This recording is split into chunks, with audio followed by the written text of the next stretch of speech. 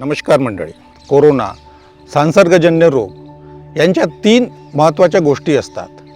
याला आम्ही एपिडेमिओलॉजिकल ट्रायड म्हणतो.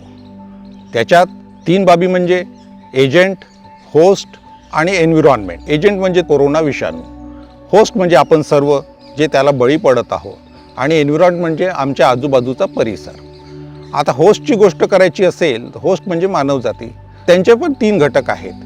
महत्त्वाचं म्हणजे ते हे आजार कसे बचाव करू शकतात, त्याला आम्ही प्रिव्हेन्शन म्हणतो.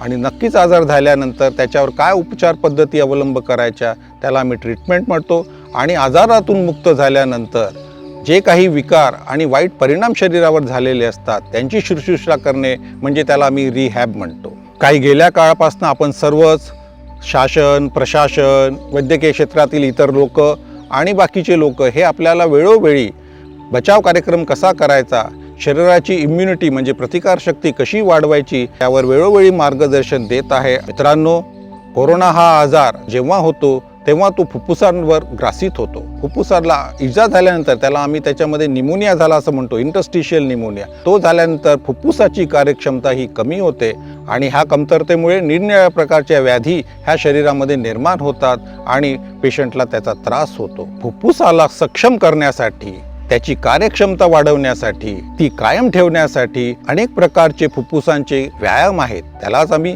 ब्रीदिंग एक्झरसाइजेस असे म्हणतो. मित्रांनो, आज या ब्रीदिंग एक्झरसाइजेस म्हणजे श्वसन क्रिया व्यायाम यावर काही प्रात्यक्षिके करून दाखवणार आहोत. आज माझ्यासोबत डॉक्टर प्रेमा खत्री, ज्या ex professor and principal of Datta Meghe medical college, physiotherapist आहेत. आणि आमचे दुसरे तज्ज्ञ फिजिओथेरपिस्ट इथे लाभलेले आहेत, डॉक्टर गुरुराज कुलकर्णी, हे सुद्धा मास्टर्स इन फिजिओथेरपी आहेत. आणि डॉक्टर कविता गांधी, स्त्री व प्रसूती रोगतज्ञ, त्या अध्यक्ष चंद्रपूर स्त्री व प्रसूती संघटनेच्या आहेत व IMAच्या तर्फेने आपल्याला इथे लाभलेले आहेत. सर्वात प्रथम मी डॉक्टर प्रेमा खत्री आणि डॉक्टर कविता गांधी यांना विनंती करतो की त्यांनी याच्यावर आम्हाला मार्गदर्शन करावे. आज हम रेस्पिरेटरी एक्सरसाइज या पल्मोनरी एक्सरसाइज के बारे में चर्चा करेंगे. रेस्पिरेटरी एक्सरसाइज में मुख्यतः श्वास लेना कैसे है, छोड़ना कैसे और रोकना कैसे, इस बारे में हम चर्चा करेंगे. तो बहुत सिंपल सी एक्सरसाइजेज है जो हर इंसान अपने घर में ही कर सकता है बिना किसी इंस्ट्रूमेंट के. कोरोना में अपने फेफड़े की क्षमता बढ़ाना बहुत ज़रूरी होती है. फेफड़े अपनी पूरी क्षमता में काम करें तो हमें इस बीमारी से ज़्यादा तकलीफ़ नहीं होगी. तो शुरू करते हैं कि सांस की एक्सरसाइज कैसे करेंगे. उसके लिए हम बैठ के भी कर सकते हैं, खड़े होके भी कर सकते हैं, या जो पेशेंट जो अस्पताल में भर्ती है वो अस्पताल में अपने बेड पे भी कर सकते हैं, यानी लेट के भी हो सकती है. ये हर इंसान कर सकता है. तो जो फिट लोग हैं वो कम से कम दिन में 3 बार ये सारी एक्सरसाइज करेंगे और हर एक एक्सरसाइज उनको 10 से 15 रिपीटिशंस करना है. और जो बीमार व्यक्ति हैं जिनको कोविड हो चुका है और उनकी क्षमता कम हो चुकी है, उनके फेफड़ों की क्षमता कितनी है और पेशेंट की जनरल कंडीशन कितनी है, उसके हिसाब से फिर इसका कितनी इंटेंसिटी में या कितनी बार करना है उसके ऊपर डिपेंड करेगा कि वो 5 बार कर सकता है या 10 बार कर सकता है. और उस पेशेंट में जिसके फेफड़े को नुकसान हो चुका है उनको हर 4 घंटे में ये एक्सरसाइज कम से कम करना है. लेकिन देखना ज़रूरी है कि उस पेशेंट की वो कैपेसिटी है क्या कि वो उतनी बार एक्सरसाइज कर सके. ये नहीं हो कि एक्सरसाइज करते करते ही पेशेंट थक जाए और उसको तकलीफ हो जाए. सांस लेने में ज़्यादा इम्पॉर्टेंट ये है कि हम लंबी सांस लें ताकि वायु जो है वो हमारे फेफड़ों के सभी बाहरी हिस्सों में भी पहुंच सके और उससे हमको लाभ हो. आराम से बैठना है, मुंह को गोल करके सांस छोड़ना है.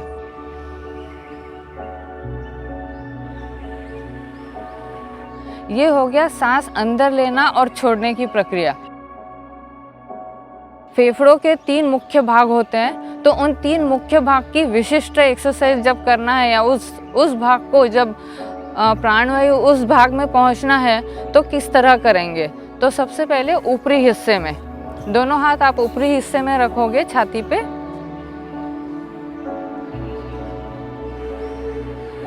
इसमें हमें ध्यान रखना है कि जब हम सांस ले रहे हैं तो हमारा छाती बाहर आना चाहिए, फूलना चाहिए जब अंदर सांस ले रहे हैं तो, और जब सांस छोड़ेंगे तो अपने आप वो वापस अपनी जगह पे पहुंचती है। दूसरा है साइड का भाग, यानी लैटरल जो पार्ट रहता है उस पे। तो दोनों हाथ साइड में रखेंगे और फिर से वही प्रक्रिया करेंगे। पहले लंबी सांस छोड़ेंगे, फिर लंबी सांस लेंगे। जब हम लंबी सांस लेंगे तो छाती साइड से फूलेगी। तो वो हाथ इसलिए रखना है ताकि हमको पता चले कि यहाँ पे सांस भरना है हमें।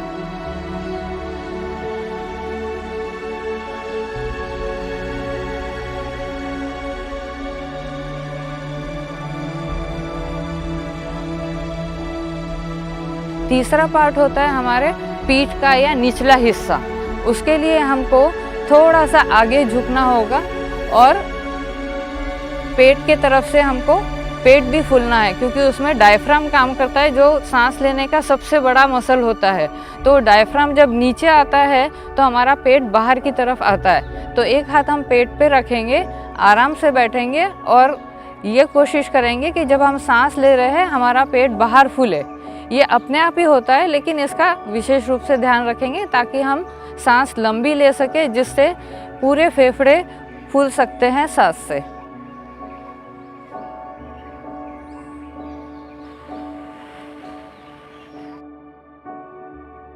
हम देख रहे हैं कि पहले सांस छोड़ना है, सांस लेना है।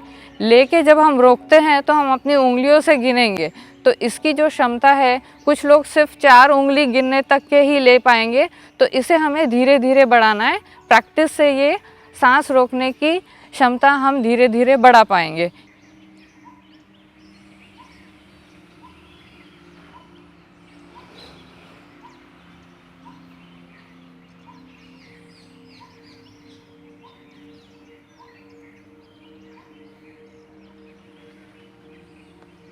ये हो गई सांस छोड़ने की प्रक्रिया। जो हम सांस लेते हैं तो उस समय हमारी जो पसलियां हैं वो बाहर की तरफ और आगे की तरफ खुलती है, ताकि उसकी कैपेसिटी बढ़ जाए, उसका जो वॉल्यूम है वो बढ़ जाए और फेफड़े को फूलने की जगह मिले। हाथ ऊपर उठाते टाइम सांस लेना है लंबी।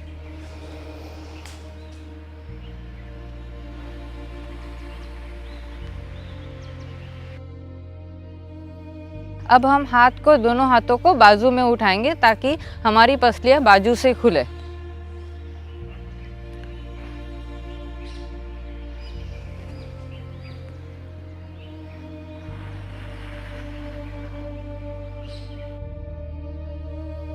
फेफड़ों के 2 भाग होते हैं, एक राइट साइड का और एक लेफ्ट साइड का। तो एक राइट साइड के फेफड़े की तरफ ज़्यादा हवा जाए, उसके लिए क्या एक्सरसाइज करना है वो बताऊंगी। एक हाथ आप कमर पे रखेंगे, एक हाथ नीचे रखेंगे। जो हाथ ऊपर जाके आपको बाईं तरफ झुकना है। ये भी सांस लेने के साथ करना है।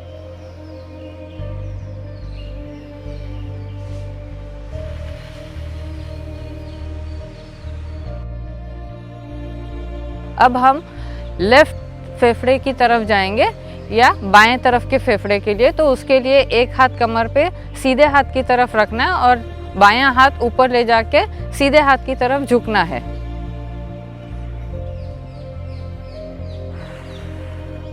ये होगी हमारे स्नायुओं का व्यायाम, जिससे हम ज़्यादा से ज़्यादा अपने फेफड़ों की क्षमता बढ़ा सकते हैं। अभी तक जो हमने एक्सरसाइज देखी है उसमें फेफड़े फूलते तो हैं, सांस भी अंदर ली जा सकती है, लंबी सांस भी लेते हैं, पर जो फेफड़े का निचला हिस्सा होता है वहाँ तक के हवा को पहुँचने को थोड़ी दिक्कत होती है। तो वो कैसे पहुँचाया जाए ज़्यादा से ज़्यादा, उसके लिए मैं पोजीशन बताऊंगी और कहाँ से छाती फुलाना है या सांस कहाँ तक भरना है वो अभी आपको सिखाएंगे। पेशेंट ने चेयर पे बैठना है, एक चेयर सामने रखना है, उस पे दोनों हाथ रखेंगे आराम से और उस हाथ पे अपना कपाल टिकाएंगे। पहले सांस छोड़ेंगे मुंह से, हाँ, और अब लंबी सांस लेंगे। मेरे हाथ जहाँ हैं वहाँ से आपको सांस भरना है उस जगह से। शाबाश। अब धीरे धीरे सांस छोड़िए।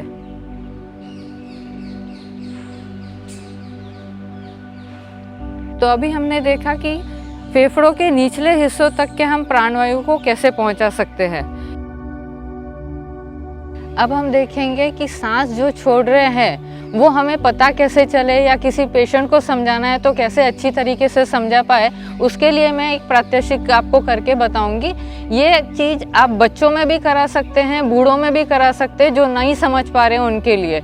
एक कांच का ग्लास या बॉटल लेंगे और उसमें पीने का पानी लेंगे और एक स्ट्रॉ लेंगे या एक ट्यूब लेंगे जो साफ़ हो, और पेशेंट को कहना है कि इस ट्यूब से इस ग्लास के अंदर फूंक मारे ताकि इसमें बबल्स निकले। पहले लंबी सांस लीजिए अंदर और फिर फूंक मारिएगा।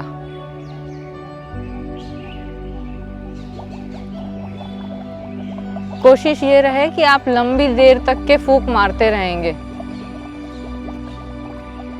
जब फूंक मारना खत्म हो जाए तो स्ट्रॉ मुंह में से निकाल लेंगे और फिर लंबी सांस लेंगे ताकि पानी मुंह में ना चले जाए। ध्यान रहे कि हमें जितनी ज़्यादा लंबी देर तक के फूंक मारते हैं उतना ज़्यादा फायदा होगा, ताकि प्राणवायु फेफड़ों के निचले हिस्सों तक के पहुंच पाए। तो ये तो हो गई सब सांस की एक्सरसाइज। और कुछ चीज़ें ऐसी है जो हम रोज़ करते हैं लेकिन हमें पता नहीं चलता है कि इसके वजह से हमारी सांस लेने की क्षमता बढ़ती है। उसमें सबसे सिंपल मूवमेंट होती है चलना। जितना चलेंगे उतना उनके फेफड़ों की क्षमता बढ़ते रहेगी। बच्चों में अगर हम ये नहीं समझा सकते हैं सांस की एक्सरसाइज तो उनके साथ खेलिए। ऐसे खेल खेलेंगे जिसमें वो दौड़ना पड़े, उनको उठना पड़े, बैठना पड़े, कूदना पड़े, ताकि उनको फेफड़े की एक्सरसाइज अपने आप ही हो जाएगी। प्रामुख्याने आजार झाल्यानंतर आणि आजारानंतर झालेले विकारावर विशिष्ट प्रकारच्या ब्रीदिंग एक्सरसाइजेस आम्ही करून घेतो आणि त्यापैकी एक आहे इन्सेंटिव्ह स्पायरोमेट्री। आज ही इन्सेंटिव्ह स्पायरोमेट्री काय आहे आणि ती कशी करायची आहे आणि त्याचा आम्हाला किती फायदा होतो याबद्दल मार्गदर्शन करतील डॉक्टर गुरुराज कुलकर्णी। नमस्ते। अभी आज मैं आपको जो एक्सरसाइज एक्सप्लेन करने वाला हूँ वह एक इंस्ट्रूमेंट के माध्यम से एक्सप्लेन करने वाला हूँ। इंस्ट्रूमेंट का नाम है इन्सेंटिव्ह स्पायरोमीटर। ये 3 पार्ट में बना हुआ है। पहला है बॉल चेम्बर, इसे बॉल चेम्बर कहा जाता है। सेकेंड है ट्यूबिंग और थर्ड है माउथ पीस। ये एक्सरसाइज 2 पद्धति से कर सकते हैं। एक तो इंस्पिरेशन एक्सरसाइज और एक्सपिरेशन एक्सरसाइज, यानी ज़्यादा से ज़्यादा सांस अपने को अंदर लेना है और ज़्यादा से ज़्यादा सांस बाहर निकालना है। ये जब एक्सरसाइज आप करते हो, ये इंस्ट्रूमेंट अपने को चेस्ट लेवल पे रखना है और माउथ पीस को मुंह में लेके ज़्यादा से ज़्यादा सांस अंदर लेना है। जब आप सांस अंदर लोगे तो बॉल ऊपर जाएंगे जैसे आप वो मूवमेंट करते हैं। इसे इंस्पिरेशन एक्सरसाइज कहा जाता है। इसी में अपने को एक्सपिरेशन एक्सरसाइज भी करते हैं जिसमें सांस बाहर निकालते हैं। ऐसे वक्त ये यूनिट को अपने को उल्टा करना है, माउथ पीस मुंह में लेना है और फूंकना है। ऐसे करते वक्त जितने बॉल ऊपर जाते हैं इससे पेशेंट का मनोबल बढ़ेगा और एवरी वीक इसमें इम्प्रूवमेंट लाने की कोशिश करना है। इसमें प्रोग्रेशन एक्सरसाइज भी अपन कर सकते हैं। प्रोग्रेशन एक्सरसाइज यानी क्या? इसका अर्थ ये है कि इसमें और आगे अपने को क्या करना है। जैसे ही आप सांस अंदर लेने की कोशिश करते हो तो तीनों बॉल ऊपर जाते हैं, तो इसी के वक्त आप ये बॉल को होल्ड करके भी रख सकते हैं ताकि अगले हफ्ते में आप उसमें और इम्प्रूवमेंट देख पाओगे कि आप कितना देर उसको होल्ड कर सकते हो।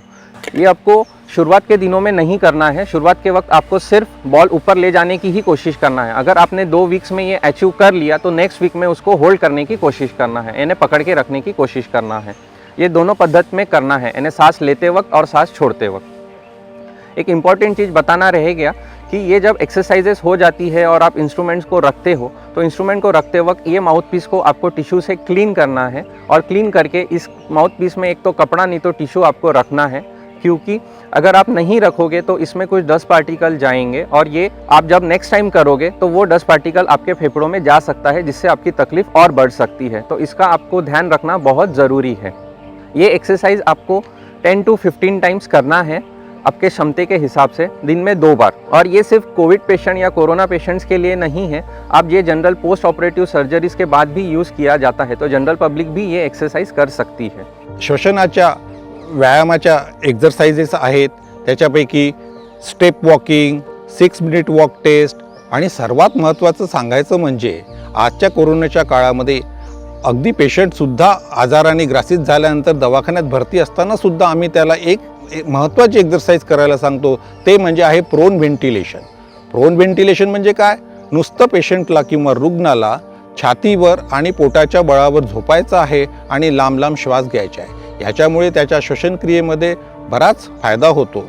मित्रहो, हे व्यायाम नियमित करा आणि निरोगी रहा, स्वस्थ रहा. धन्यवाद.